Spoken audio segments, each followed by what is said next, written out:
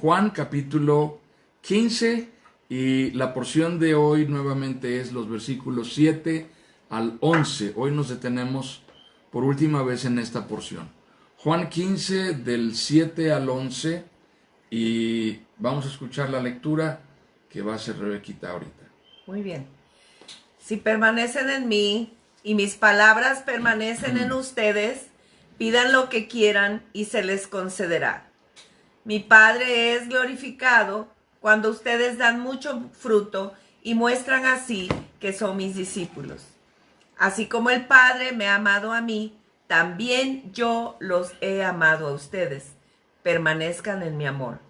Si obedecen mis mandamientos, permanecerán en mi amor, así como yo he obedecido los mandamientos de mi Padre y permanezco en su amor. Les he dicho esto para que tengan mi alegría y así su alegría sea completa. Amén. Amén. Muy bien. Quiero enfatizar y poner atención de una manera más precisa en el versículo 8. El versículo 8 dice: mi Padre es glorificado cuando ustedes dan mucho fruto y muestran así que son mis discípulos. Quiero centrar nuestra atención en esto, porque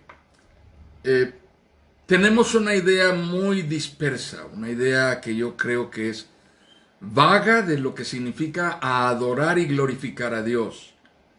Claro que todos creemos estar glorificando a Dios y participar de una comunión que glorifica a Dios y nos gozamos en glorificar a Dios y entendemos que a Dios se le debe dar la gloria, la honra, la alabanza, y lo hacemos cuando nos congregamos y cuando celebramos que Jesucristo es el Señor, y cuando lo hacemos de todas las maneras en que habitualmente glorificamos a Dios.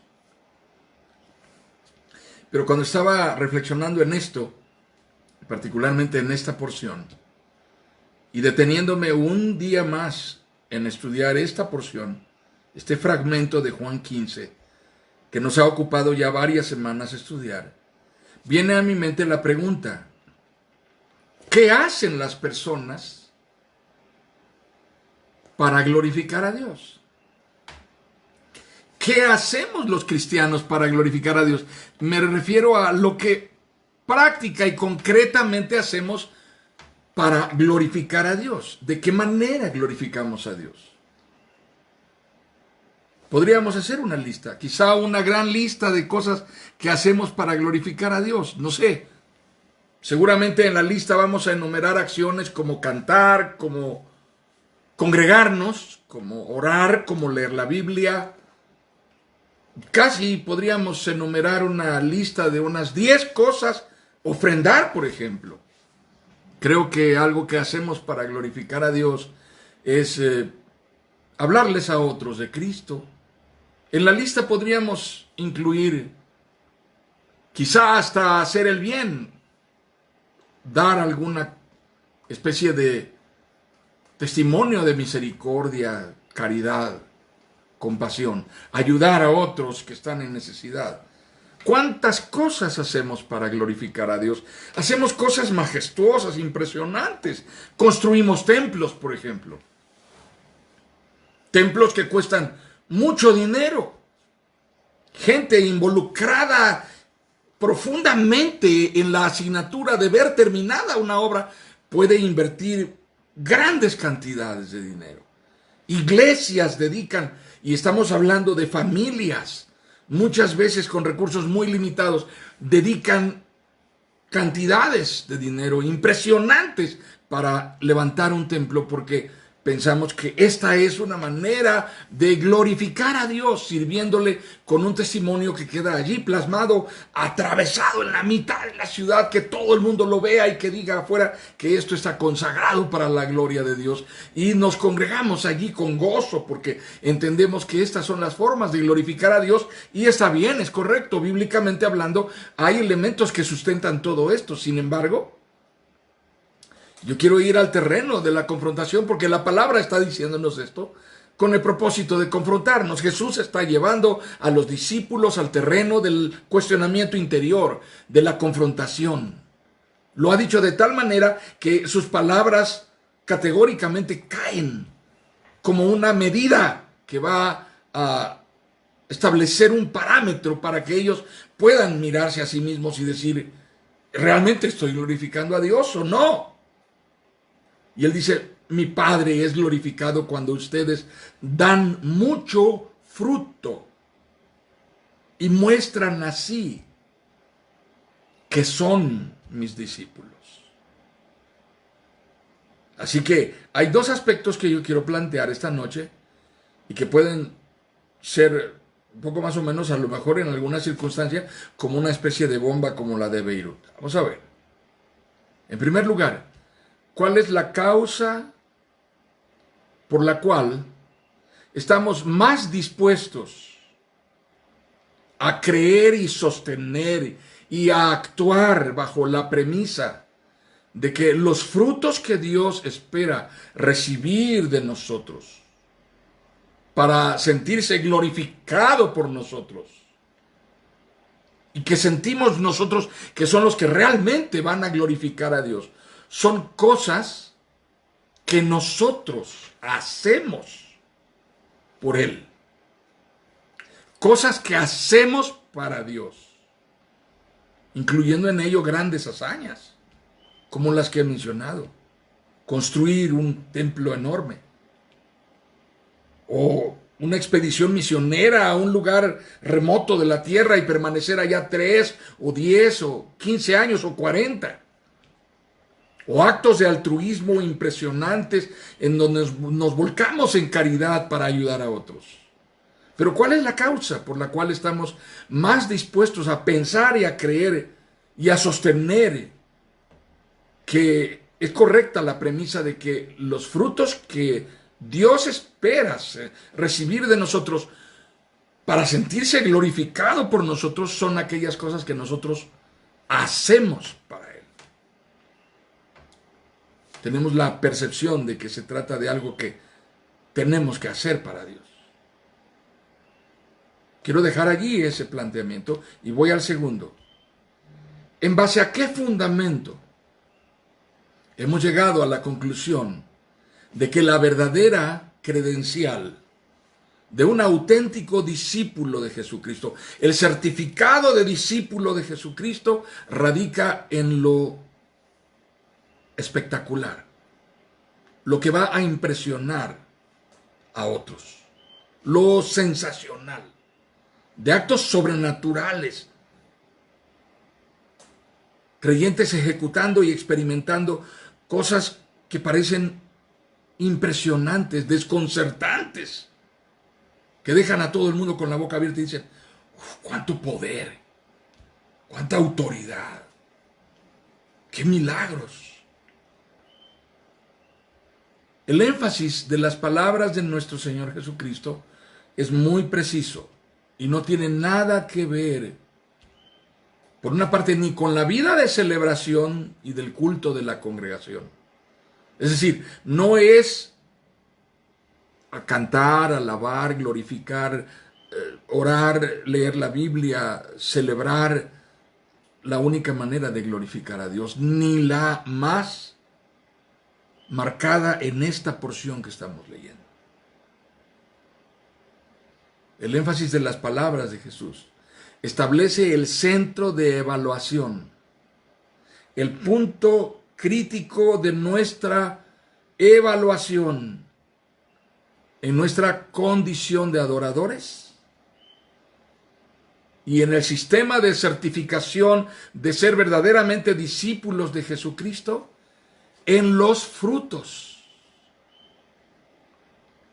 Entonces tenemos que definir cuáles son los frutos. ¿Cuál es el terreno de los frutos que más glorifica a Dios? ¿Cuál es el terreno de los frutos del que Jesús está hablando y que representa la forma de glorificar al Padre y de identificarnos como verdaderos discípulos de Cristo? Bien, tenemos que ir a donde la otra manera de Jesús de describirlo es radical y contundente. Y estoy hablando de Mateo capítulo 7. Esto es el Sermón del Monte. Todos recordamos el Sermón del Monte. Está considerado por los estudiosos de la Biblia intelectuales como el sermón bacalario con el cual nuestro Señor Jesucristo se titula como rabino. Así cuando Jesús presenta su Sermón del Monte en Mateo capítulo 5, 6 y 7, lo que estamos leyendo íntegramente es el sermón que nuestro Señor Jesucristo, la exposición exegética, homilética, el desarrollo de interpretación que Jesús hace de la ley. Y comienza en el capítulo 5 de Mateo. Termina en el capítulo 7. Pero ha transcurrido 3 capítulos describiendo lo que es la cosmovisión de Jesús acerca de quiénes son los verdaderamente benditos de Dios, bienaventurados.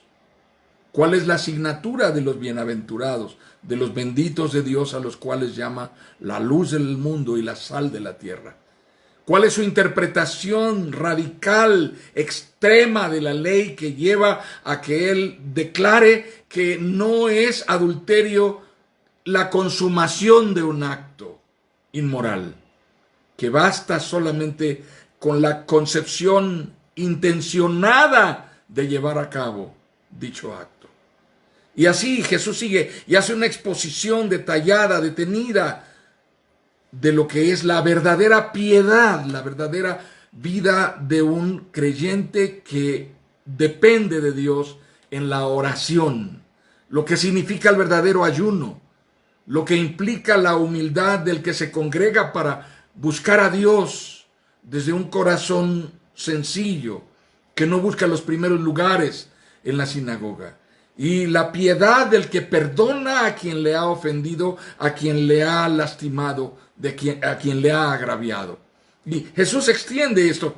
Pero cuando llega al capítulo 7, Jesús está en la parte conclusoria de su sermón. Han transcurrido 3 capítulos. Si nosotros leemos el capítulo 5 hasta el capítulo 7 de Mateo, nos tomará tal vez 15 minutos, 20 minutos la lectura detenida de estas porciones de la Biblia en el Evangelio de Mateo. No son cortas, son extensas, pero por mucho nos tomarían 20 minutos tal vez. Pero si entendemos que esto es el bosquejo de un sermón, tal vez Jesús pudo haber estado hablando alrededor de 3 horas o 4 horas. Y cuando ha terminado de esta exposición intensa, profunda, profusa, Jesús dice lo siguiente, y estoy leyendo los versículos 13 al 23. Mateo 7, del 13 al 23. Entren por la puerta estrecha, porque es ancha la puerta y espacioso el camino que conduce a la destrucción, y muchos entran por ella. Pero estrecha es la puerta y angosto el camino que conduce a la vida, y son pocos los que la encuentran. Cuídense de los falsos profetas. Vienen a ustedes disfrazados de ovejas, pero por dentro son lobos feroces. Por sus frutos los conocerán. ¿Acaso se recogen uvas de los espinos o higos de los cardos? Del mismo modo, todo árbol bueno da fruto bueno, pero el árbol malo da fruto malo. Un árbol bueno no puede dar fruto malo, y un árbol malo no puede dar fruto bueno. Todo árbol que no da buen fruto se corta y se arroja al fuego. Así que por sus frutos los conocerán.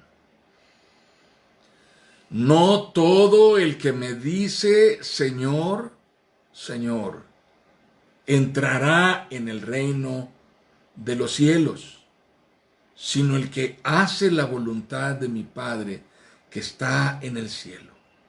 Muchos me dirán en aquel día, Señor, Señor, no profetizamos en tu nombre, y en tu nombre expulsamos demonios e hicimos muchos milagros. Entonces les diré claramente, jamás los conocí. Aléjense de mí, hacedores de maldad. Realmente no conozco otra porción más radical, más contundente, clara, concisa, pero directa y categórica, que pueda ayudarnos a establecer una especie de parámetro preciso que nos diga quién verdaderamente es un discípulo de Cristo y quién no lo es. Y es que el mundo vive confundido, hermanos, esta es la realidad. El mundo vive confundido pensando que cualquiera que trae una Biblia bajo el brazo es verdaderamente un cristiano y un discípulo de Cristo. Y esto ya ha sido suficientemente confuso. Pero la confusión tiene su origen en que la palabra de Dios está a nuestras espaldas y nosotros estamos buscando hacia adelante nuevas formas de expresar nuestro estilo personal de glorificar a Dios. Y la realidad, hermanas, es que la forma habitual y más actualizada de identificarse como discípulo de Cristo consiste en ir a una congregación. ¿Y qué hacer después? Bueno, desarrollar el mayor grado de mimetismo que puedas lograr. ¿Qué significa eso? Bueno, parécete a los demás. Imita lo que hacen los demás. Trata de ser como los demás son. Aprender los cantos. Aprende los textos de la Biblia. Aprende a manejar la Biblia. Eso es muy bueno. La diferencia entre capítulos y versículos, los números grandotes, los números chiquitos. Aprende dónde está el Antiguo Testamento. Esto es como una especie de cultura. Aún más, aprende modismos cristianos. Hermano, hermana. Aleluya. Gloria a Dios. Amén, amén. Algunas frases mucho más avanzadas que ya te llevan a un grado superior quizá podrían ser: el Señor es soberano. Dios tiene el control. El Señor es bueno y fiel. Todas estas parecen ser frases que reflejan una gran madurez, un gran referente, y la gente las usa. Son realmente modismos típicos de un entorno cristiano. Básicamente con eso sería suficiente para parecer un verdadero discípulo. Para otros, el énfasis está en su comportamiento litúrgico, celebrativo.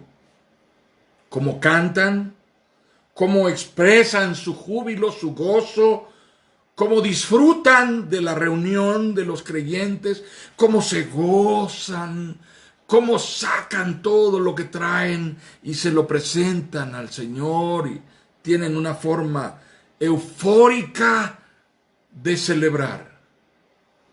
Pero todo esto sucede en el entorno público, en el entorno de la reunión de los creyentes. Curiosamente, estos no son igual cuando están en privado. Solamente funciona cuando están en la congregación de los hermanos. La realidad, hermanos, nos revela que detrás de estos rasgos de testimonio público, de fe cristiana, suele haber una identidad que con frecuencia carece de consistencia. Vidas con una doble moral, porque soy una persona en la congregación y otra persona muy diferente fuera de la congregación. No pueden atestiguar de la integridad de mi cristianismo con la misma certidumbre, con la misma convicción.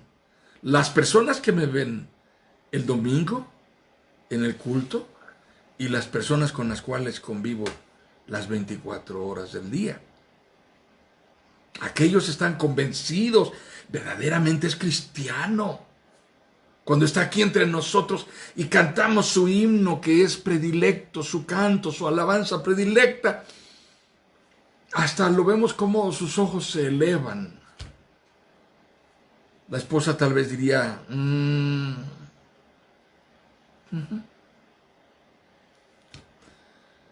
porque quien convive con nosotros sabe quiénes somos el resto del tiempo, cuando no estamos frente a los hermanos que creen que somos verdaderamente cristianos de gran calado.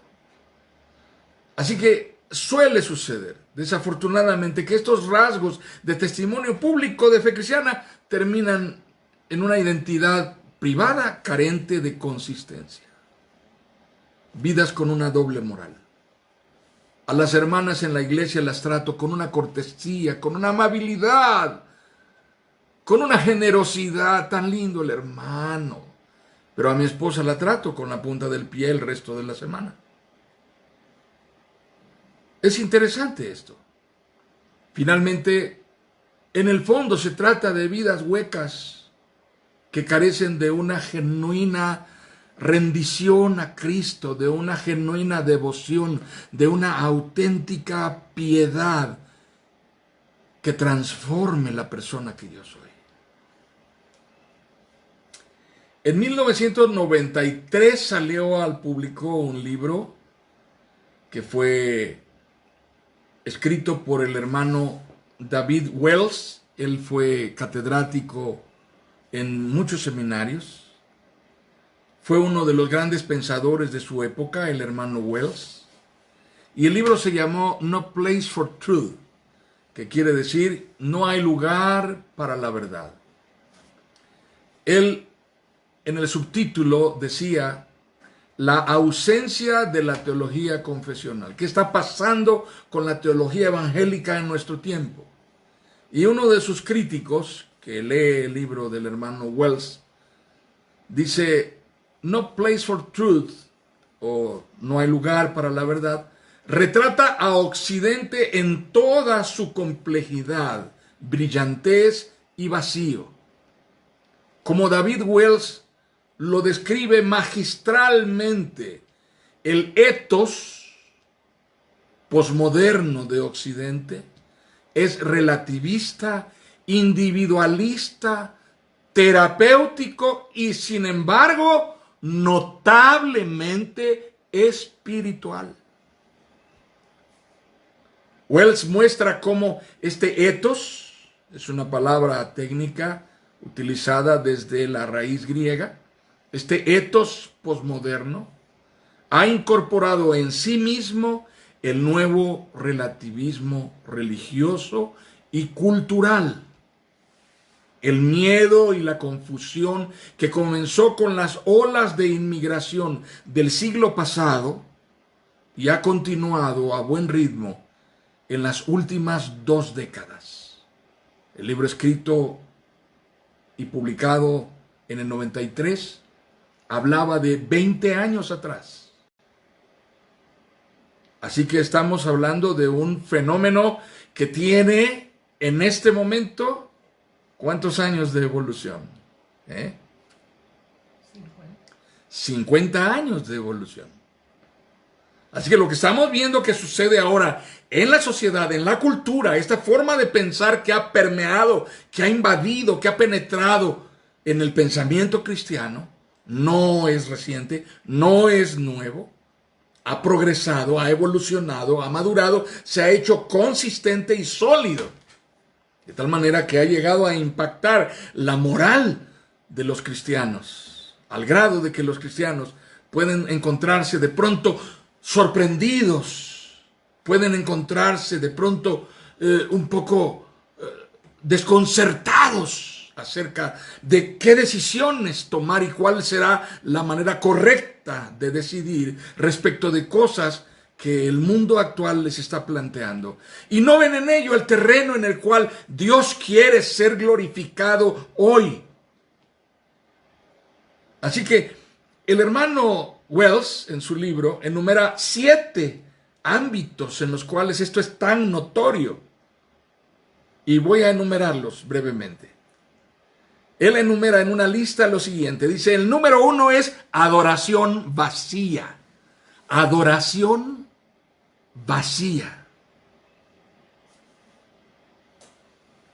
Número 2, el cambio del foco central de la fe en Dios al hombre. Número 3, predicación psicologizada. Vamos a llamarle un poco más actualizado, predicación motivacional. Número 4, erosión o desgaste de la convicción confesional. Entre paréntesis, la gente no tiene ni idea de lo que cree. El número 5, pragmatismo estridente. La gente no va a las iglesias en donde no siente nada. La gente no va a rendir nada. La gente va a buscar algo que le gratifique. Por lo tanto, el pragmatismo prevalece. Yo quiero experimentar, quiero sentir, quiero tocar, quiero ver. Número 6, incapacidad para el pensamiento agudo o crítico sobre la cultura, es decir, sobre el pensamiento del mundo alrededor. Incapacidad para analizar críticamente la cultura.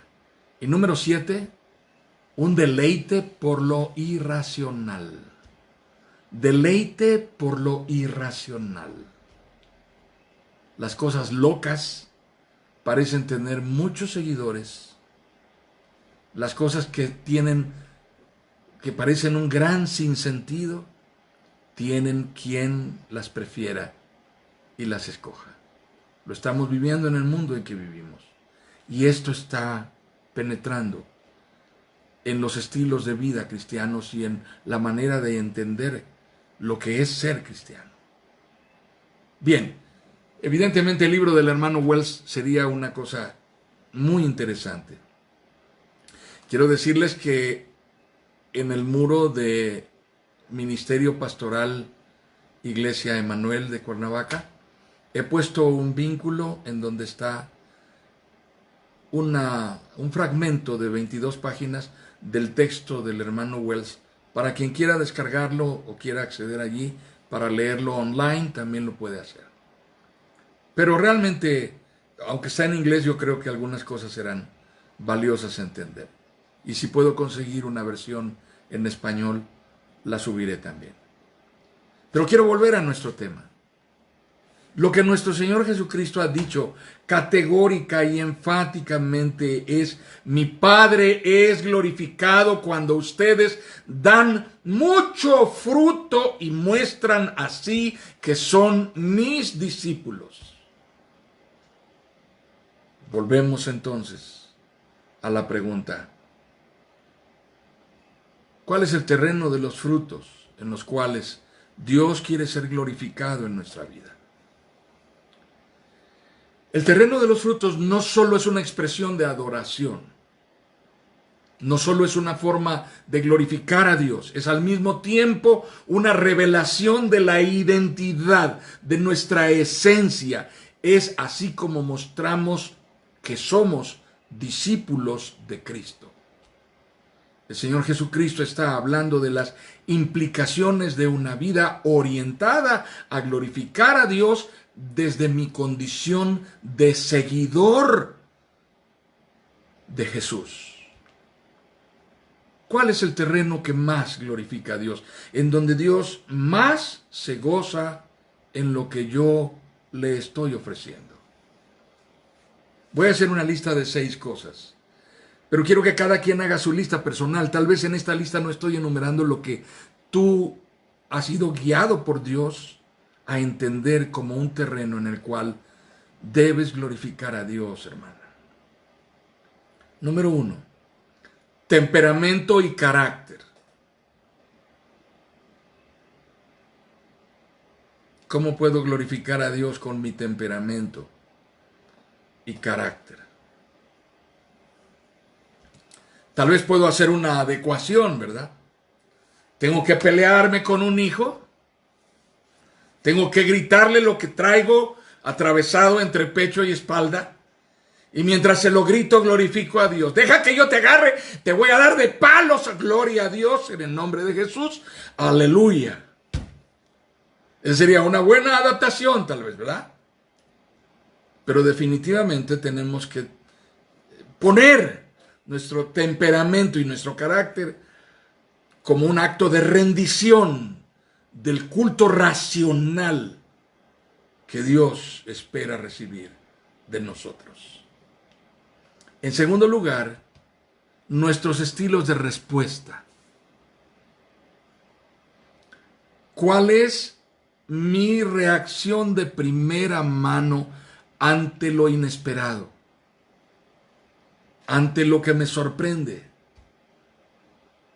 Ante lo que me va a impresionar o a impactar. ¿Cuál es mi primera reacción? Ese estilo de respuesta, esa manera de primera mano de reaccionar que habitualmente es la preferida para mí, puede ser una manera en la cual yo voy a glorificar y a honrar a Dios. Es un fruto que yo puedo darle al Señor para su gloria.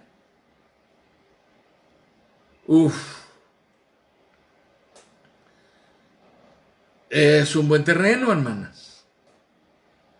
En tercer lugar, los criterios de vida. ¿Cuáles son las convicciones que norman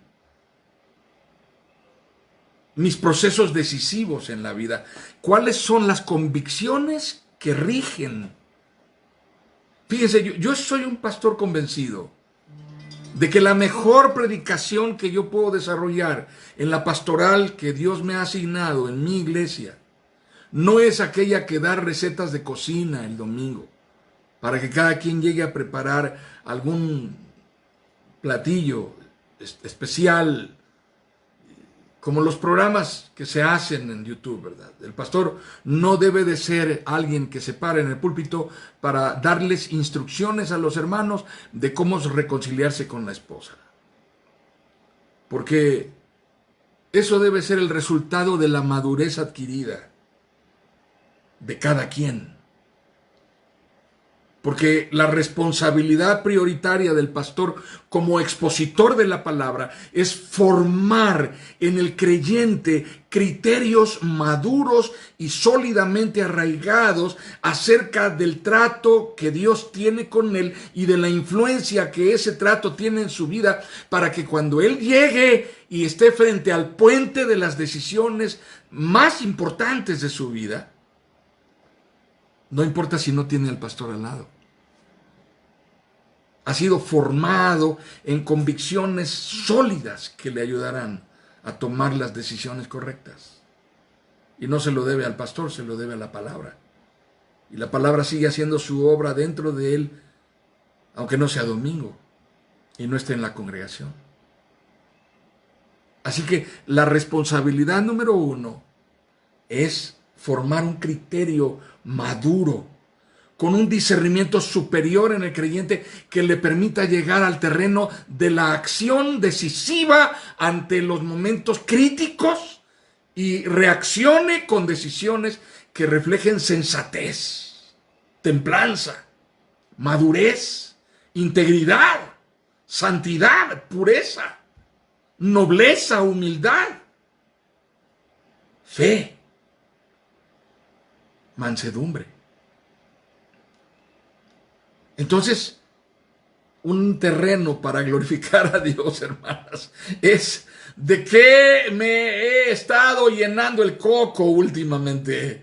¿Qué cosas he metido aquí? ¿Con qué estoy alimentando a mi coco, mi cerebro,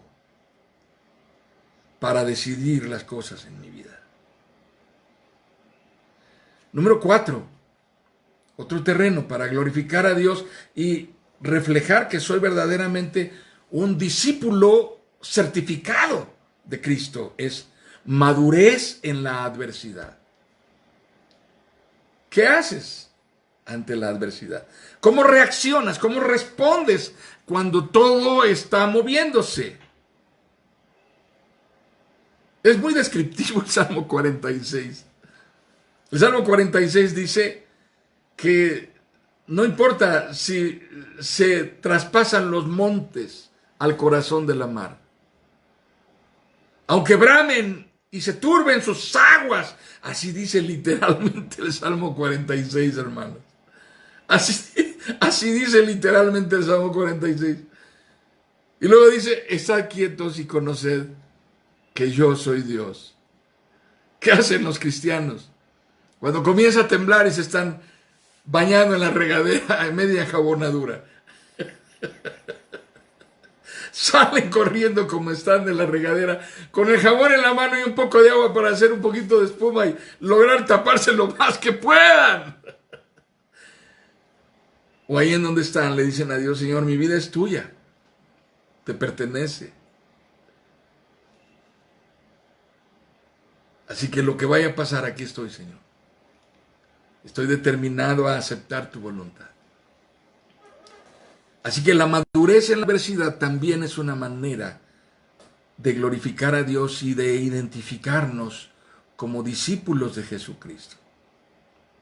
Hay una quinta forma más que quiero plantear. Templanza ante la incertidumbre. Ningún momento quizá como este que estamos viviendo, hermanas. Ningún momento quizá como este para tocar este asunto. ¿Qué va a pasar después de esto?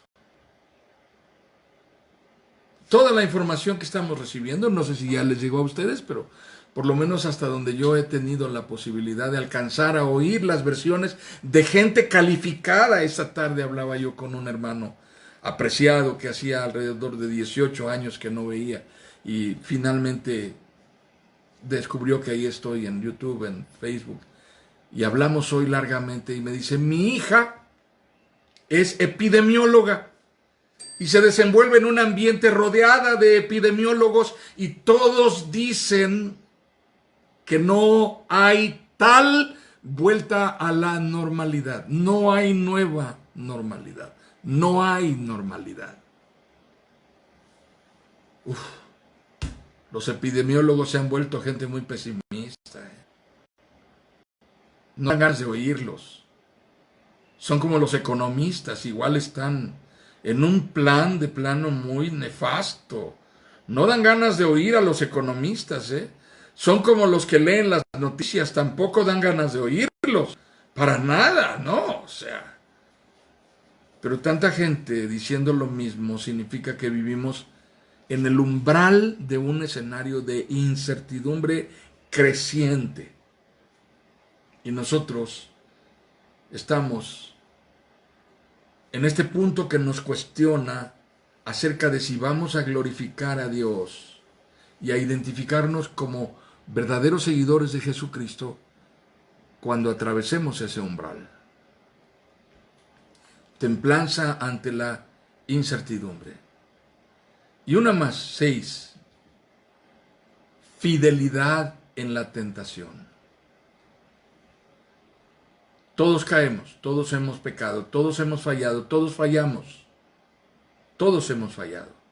Pedro falló, David falló, todos hemos pecado. Alguna vez en nuestra vida hemos dejado a Dios, hemos defraudado a Dios, le hemos dado la espalda a Dios. La fidelidad no consiste en nunca jamás haber caído, nunca jamás volver a caer. La fidelidad consiste en que tú y yo permanezcamos en Cristo a pesar de nuestras caídas. La fidelidad significa persevera, vuelve, restáurate en Cristo, busca que el Señor te levante con poder y estés nuevamente de su mano caminando.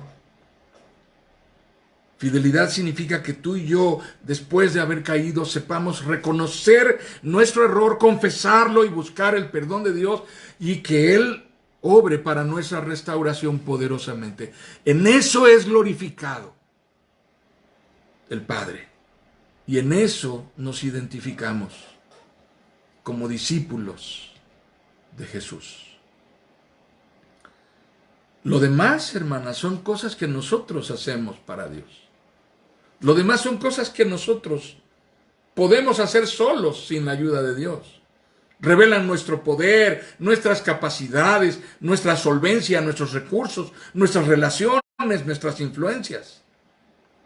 Pero de lo que se trata esto concretamente es de los frutos del Espíritu. En realidad son la revelación contundente, no de lo que estamos haciendo para Dios nosotros, y que finalmente nos va a retribuir algún tipo de satisfacción y de orgullo, nos va a gratificar de alguna manera, va a hacer que nos sintamos más.